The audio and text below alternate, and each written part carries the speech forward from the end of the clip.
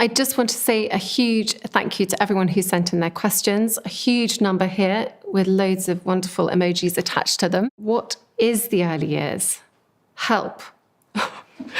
Some breaking news out of Buckingham Palace has left the world buzzing. Kate Middleton, the Princess of Wales, is expecting her fourth child. An announcement like this would usually bring nothing but joy. But this time, the timing, secrecy, and circumstances surrounding it have raised more questions than answers. Kate Middleton has always been a figure of grace and quiet strength, balancing the weight of tradition with the realities of modern motherhood. Yet, this new chapter unfolds against the backdrop of uncertainty. King Charles continues to face health concerns, and the monarchy itself feels as though it stands at a crossroads. And now, just months after Kate bravely revealed her own battle with cancer, she and Prince William are preparing to welcome another child. Is this pregnancy a symbol of resilience? A declaration that life and hope continue even in the shadow of illness? Or is it a carefully orchestrated move to stabilize the monarchy at a time of fragility? The truth lies somewhere in between, wrapped in secrecy and whispered across palace corridors. From her earlier struggles with severe morning sickness to her quiet revolution in how royal mothers approach pregnancy, Kate's journey has always captivated the world. And now, with this shocking update, the eyes of millions are once again fixed on her. Could this child reshape not only her family, but the future of the crown itself? Stay with us as we uncover every detail of Kate Middleton's fourth baby bombshell. It began with a single statement, released from Buckingham Palace, that immediately set off a global storm. Kate Middleton, the Princess of Wales, is pregnant with her fourth child. Within minutes, the announcement dominated headlines across Britain and beyond. Royal pregnancies have always been events of fascination, but this one carried a different weight. For months, speculation swirled about Kate's health after her public admission of undergoing cancer treatment. Her return to royal duties had been measured and deliberate, marked by moments of vulnerability that showed just how difficult the past year had been. Few expected that so soon after such a grueling battle, she would step into motherhood once again. The timing alone sparked endless debate. Why now? Was this a private decision made in defiance of public scrutiny, or a sign of resilience meant to reassure a nation worried about the future of its monarchy? With King Charles's health wavering and Prince William increasingly stepping forward as the heir-in-waiting, some observers saw the pregnancy as more than personal joy. They saw it as a statement of continuity, an assurance that life and legacy would endure. Public reaction was immediate and electric. Social media platforms lit up with both joy and disbelief. Supporters praised Kate's courage and celebrated the idea of a growing royal family. Critics, however, questioned whether her body, still healing, could withstand the strain of another pregnancy. Photographers who had tracked her every public outing admitted they were blindsided. How had she concealed this from the world's most watchful eyes? The secrecy only deepened the intrigue. If palace aides had worked to shield Kate from speculation until the moment of the announcement, it had been a masterful effort. But it also raised a new question. What else was the palace keeping behind closed doors? For royal watchers, the announcement felt like both a celebration and a mystery, a story that was only just beginning. To understand the significance of this pregnancy, we have to look back at Kate's journey as a mother. From the very beginning, her path into parenthood was far from simple. When Prince George was born in 2013, the world expected nothing less than the picture-perfect arrival of a royal heir. But behind the polished smiles and waving crowds, Kate was enduring a private battle. She suffered from hyperemesis gravidarum, a severe form of morning sickness that left her frail, dehydrated, and often unable to stand. The condition was so relentless that she required hospitalization, shocking the public and shattering the myth of effortless royal motherhood. Yet Kate's response to this struggle was quietly revolutionary. Instead of surrendering to despair, she turned to hypnobirthing, a method focused on breathing, visualization, and calm to reclaim control of her experience. In 2020, during her candid conversation on the Happy Mom, Happy Baby podcast, she admitted that while she couldn't control her illness, she could control how she approached labor and birth. Her words resonated deeply with mothers worldwide, proving that even in a palace, pregnancy could be raw, difficult, and real. The small details only added to her relatability. Reports of her craving avocados, pickles on toast, and her mother's homemade curries made her feel strikingly human, not just a duchess wrapped in tiaras and ceremony. These glimpses of vulnerability and ordinary cravings endeared her to the public and drew sympathy even from critics. Through every pregnancy, William was at her side, steadying her through hospital visits, shielding her from scrutiny, and quietly carrying the emotional toll of watching her struggle. Together, they crafted a narrative not of perfection, but of resilience, a story that has now reached its most surprising chapter. And with this fourth pregnancy, Kate's earlier trials take on a new significance. Each child has been a lesson in endurance, a testament to her strength. But this time, after illness and recovery, the stakes feel higher, the risks greater, and the world's attention sharper than ever before. For centuries, royal motherhood followed a script, silent, ceremonial, and almost mechanical. Expectant mothers were rarely seen in public, their struggles hidden behind palace walls. When the time came, they were expected to endure quietly, then emerge polished and flawless, holding a newborn before flashing cameras, as though the pain and vulnerability of childbirth had never existed. Kate Middleton broke that script. From her very first pregnancy, she refused to treat motherhood as a performance. She allowed the world to see not only the joy, but also the struggle. Hyperemesis gravidorum was not glossed over. Her hospital visits were not disguised. And when she later spoke openly about hypnobirthing and the methods she used to cope with labor, she shattered decades of silence around what royal women were supposed to endure quietly. This shift was not about spectacle. It was about authenticity. Kate didn't hide the messiness of motherhood, nor did she downplay the toll it took on her. Instead, she chose to be candid, giving the public a glimpse into her reality. That choice resonated far beyond palace gates. Mothers across the world felt seen. For the first time, a royal woman admitted that behind the perfect portraits were sleepless nights, difficult recoveries, and the raw challenges of raising young children. Her openness was, in itself, a quiet revolution.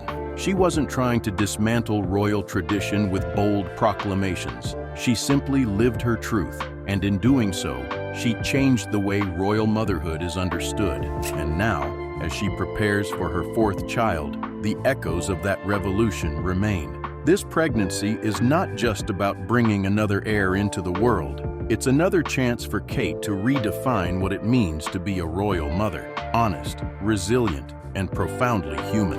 While Kate has captured headlines for her grace under pressure, Prince William has played a quieter but equally crucial role in their family story. For him, fatherhood has never been a ceremonial duty. It has been a calling shaped deeply by the memory of his mother, Princess Diana. Diana raised William and Harry to see beyond the palace walls. She knelt to their level, hugged them publicly, and took them to shelters and hospitals rather than hiding them in gilded rooms. William has carried that legacy into his own fatherhood. From George's first day of school, when Kate was too unwell to attend, to casual afternoons playing cricket or splashing on the beach, William has made it clear his children come before ceremony. Behind palace walls, he has been Kate's anchor. During her hospital stays, he sat by her bedside, often shielding her from the relentless flash of cameras. When she faced morning sickness, so severe she could barely function, he became the steady presence keeping the family grounded.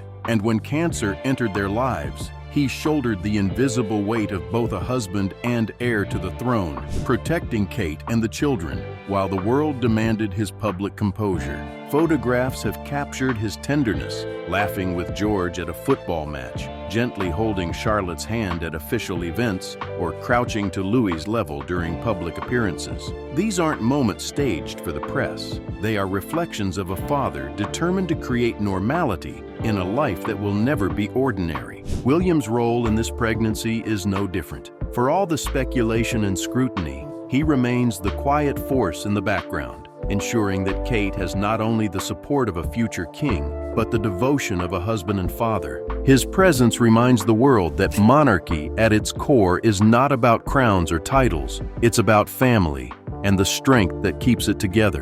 Amid the joy of this fourth baby announcement, attention naturally turns to the three young royals already growing up in the spotlight: George, Charlotte, and Louis. Their lives are unlike those of any other children, their every smile or frown dissected in headlines. And yet, William and Kate have fought to give them something rare in royal history, a childhood that feels, at least in moments, ordinary.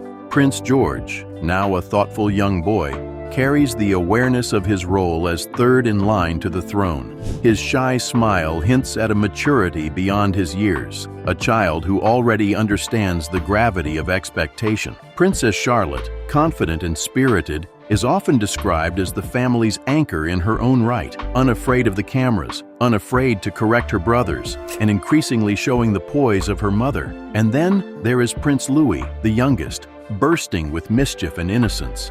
His playful faces at formal events have captured hearts worldwide, a reminder that even in the most rigid institutions, childhood refuses to be silenced. But behind the charm lies a quiet burden. Every milestone, birthdays, first steps, school events, carries weight far beyond their private joy. Each is a glimpse of the monarchy's future. William and Kate have been intentional in how they raise them. Emotional openness is encouraged. Conversations about feelings and mental well-being are part of daily life.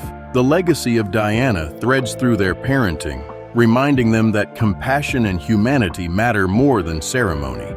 Still, they cannot shield their children entirely. Every slip of the tongue, every awkward gesture risks becoming a viral moment. The shadow of the crown stretches long, and it will only grow longer as they age. Now, with a fourth child on the way, the challenge grows greater. Can William and Kate continue to protect the balance between duty and normality? Or will the crown's shadow eventually consume the innocence they have fought so hard to preserve? Just as the family seemed to settle into a rhythm of stability, March 2024 shattered the calm. After months of speculation about her sudden absence from public life, Kate Middleton released a video statement that stunned the nation. With her voice steady but her eyes betraying the weight of her struggle, she revealed that she had been battling cancer. "In January, I underwent major abdominal surgery," she explained, "and at the time it was thought that my condition was non-cancerous. Unfortunately, tests after the operation revealed the presence of cancer. The admission was raw, painful, and profoundly human." For weeks, newspapers had churned with rumors. Some suggested she was quietly rebelling against palace duties. Others whispered of marital strain. Few imagined the truth, that behind the palace gates, the Princess of Wales was fighting for her life. For William, the blow was twofold. His father, King Charles, was also confronting his own undisclosed cancer treatment. Suddenly, William found himself carrying the unbearable burden of being a husband, a father, and the heir to a throne under siege by illness. The children sensed the tension in ways their young minds could not fully grasp. George watched more closely than ever. Charlotte masked her concern with brave little smiles, and Louis, too innocent to understand, filled the silence with playful mischief.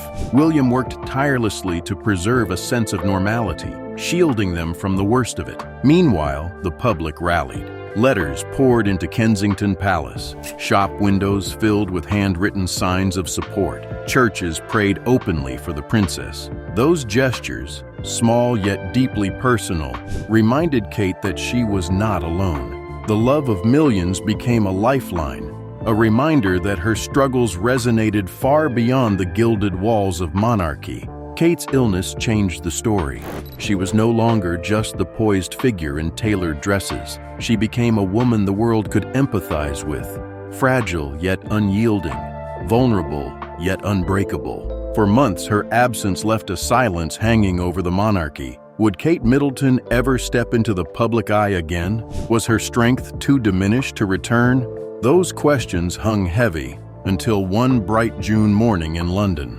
Trooping the Color, the annual celebration of the sovereign's birthday, has always been one of the most symbolic events in the royal calendar, and it was here that Kate chose to reappear. When she stepped onto the parade ground, the world seemed to pause. Dressed with her usual elegance, she stood tall beside Prince William and their children. The crowd erupted in cheers so loud they drowned out the ceremonial drums. Strangers wept openly. Flags waved and voices shouted her name. For many, it wasn't just relief, it was catharsis. The princess they feared they might never see again had returned. Observers noted every detail, the way she leaned ever so slightly toward William, drawing strength from his presence, the warmth in her smile as she waved to the crowd, soft but unmistakably real, the way her shoulders squared as though she had decided firmly that she would not let illness define her.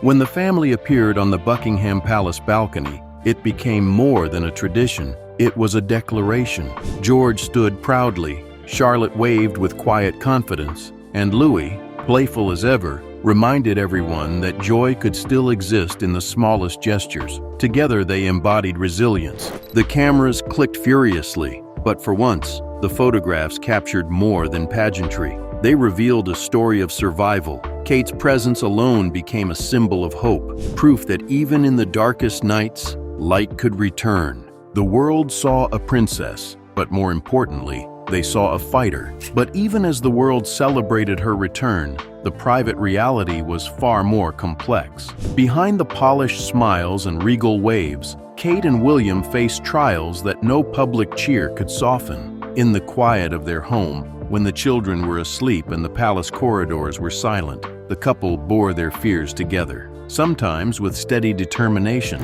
sometimes with nothing but whispered reassurances in the dark. Illness tests more than the body. It tests marriages, families, and faith. For William, the weight was immense. He had to balance royal duty with being a caretaker, all while hiding his own worry from the public eye. There were days he chose to skip engagements entirely, prioritizing time with Kate and the children. Even as critics whispered about neglecting protocol, those decisions spoke louder than words. Family came first. The Middletons, too, became an anchor. Carol Middleton, Kate's mother, spent long hours with the children, offering the warmth and steadiness only a grandmother could. Michael Middleton provided quiet, unspoken strength, the kind of presence that reminded them both they were not alone. Their support gave Kate and William space to breathe, to focus, and to heal. Small rituals became lifelines, a shared cup of tea in the morning, reading bedtime stories together, no matter how exhausted they felt, celebrating their 13th wedding anniversary in private, not as royals, but as survivors of a storm few could imagine. The children played their part too, in ways they didn't realize. George's quiet maturity, Charlotte's brave smiles, and Louis's infectious laughter reminded their parents daily why they had to keep fighting. The world saw a poised princess, but behind closed doors, what truly kept the family together was not duty, nor protocol, nor the weight of the crown. It was love, unshakable, ordinary, extraordinary love. Kate Middleton's story has never been one of perfection. It has been one of quiet battles, unseen strength, and resilience in the face of unimaginable pressure. From her earliest struggles with motherhood to her brave fight against illness, she has carried herself not as a flawless figurehead, but as a woman who endures, adapts, and redefines what it means to be royal. Now, as she prepares to welcome a fourth child into her family, the stakes have never been higher. For Kate, this is more than just another pregnancy. It is a declaration that hope can rise out of hardship, that joy can exist even in the shadow of fear. For William, it is a continuation of his mother's legacy, raising children with love, empathy, and humanity before duty. And for Britain, it is a reminder that the monarchy's most enduring power lies not in crowns or ceremonies, but in the strength of family. The world now waits, watching every step of this new journey. Will this child inherit George's thoughtfulness, Charlotte's confidence, or Louis's unshakable joy? That remains to be seen. But one truth is already clear. Kate Middleton has once again turned vulnerability into strength. And in doing so, she has given the monarchy its greatest gift of all, hope.